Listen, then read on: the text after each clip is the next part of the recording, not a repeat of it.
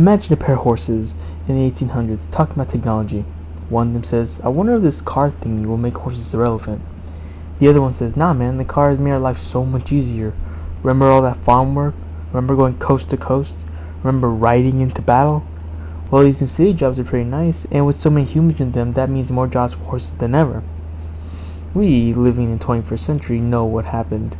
The horse population peaked in 1915 and has been nothing but downhill ever since.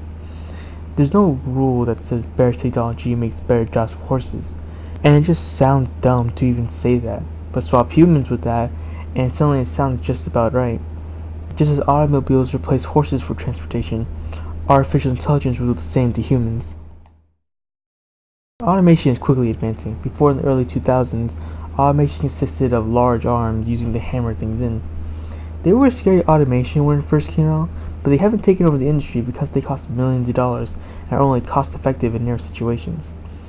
But that's the old automation, and Baxter is the new automation with arms and legs and even a brain. He can learn from anyone as they only need to guide him through the motions. He can see his surroundings and act accordingly to avoid injuring anyone around him. Baxter is also cheap. Compared to minimum wage, he's pennies worth to his human competitors who get paid by the dollar. Although he's slow, it is still cost efficient if it's a tenth of his speed for 100th the price.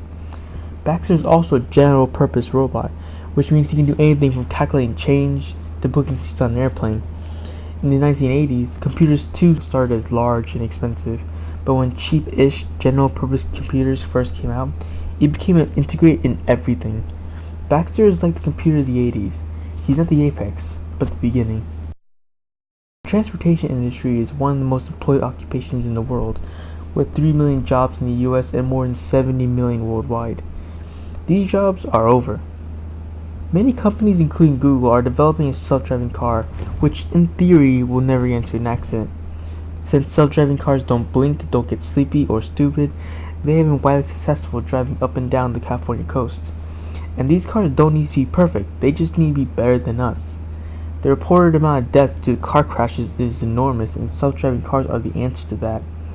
People sleeping in their long-haul trucks cost money, accidents cost money, carelessness costs money. Insurance companies won't argue with this because their perfect little driver still pays their premiums and never gets into an accident. When you think of lawyering, you think of court cases, large rooms with two people arguing over who's right. But the bulk of lawyering is at home, where the lawyer sifts through hundreds of documents trying to find the missing transaction of them all. This is called discovery and can easily be bot work. Many law firms already replaced their lawyers with this kind of work because bots can read through 1 million emails in hours, not weeks. Since bots don't get sleepy, they not only crush humans in both time and cost, but most importantly, accuracy.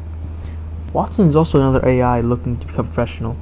He is known for destroying humans in Jeopardy, but that's just a side job, and his real job is to become the greatest doctor in the world. Watson learns, knows every patient, knows their medical history, and since he can always keep up with the latest in medical research, he can correctly give diagnoses every time. Knowing every drug and every drug's interaction with every other drug is beyond human capability, and the amount of death from misdiagnoses is terrifying. Watson doesn't need to learn from his own experience. Unlike human doctors who can only learn from their own mistakes, Watson can learn from every doctor bot, and when it's only a phone type away, it's pretty convenient. The US Census in 1776 tracked only a handful of jobs. Now there are hundreds of jobs, with transportation employing the most workers. Most of these jobs are easy targets for AIs to take over, leaving 45% of the population without a job.